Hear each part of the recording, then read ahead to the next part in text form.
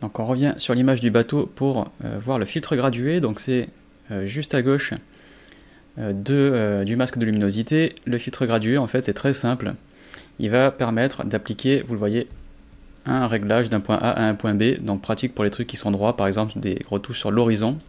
Alors ici, évidemment, c'est un petit peu obstrué par des éléments au premier plan. Donc vous pouvez évidemment faire du pinceau soustractif pour gommer un petit peu, mais si par exemple ici j'avais envie de faire un petit réglage sur le ciel, alors on peut peut-être le faire un peu mieux que ça. On va le mettre quelque part par là, jusqu'à l'horizon.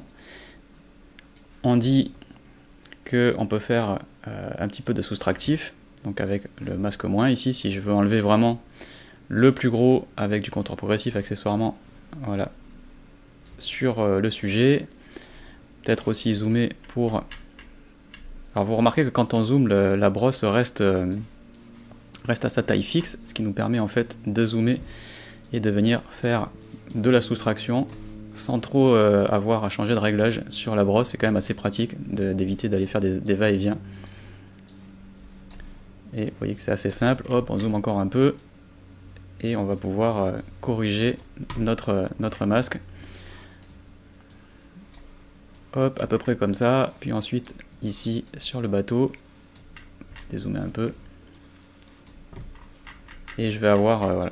Alors, sur des réglages sur le ciel, évidemment, on va être, j'imagine, assez diffus. On va pas envoyer un réglage de plus 4 ou moins 4. Donc ça veut dire qu'on peut se permettre, comme je le fais ici, d'être assez à main levée. Et vous voyez que j'ai amendé mon filtre gradué. Filtre gradué que je peux maintenant reprendre accessoirement. Et vous voyez que quand je vais le pousser, il va toujours respecter le soustractif que j'ai fait par ailleurs. Donc on va pouvoir aller jusqu'à l'horizon, jusqu'à la mer à peu près. Voilà, quelque chose comme ça. Et maintenant là-dessus, ce qu'on pourrait dire, c'est que on a envie de prendre un peu de contraste et de contraster le ciel, de peut-être changer éventuellement la couleur de ce ciel pour faire basculer peut-être soit un petit peu plus vers le magenta, soit au contraire un petit peu plus vers le cyan. Et vous voyez que ça passe carrément, même si on n'a pas un masque ultra précis. Bah, ça se voit pas en fait, évidemment, parce que c'est très diffus.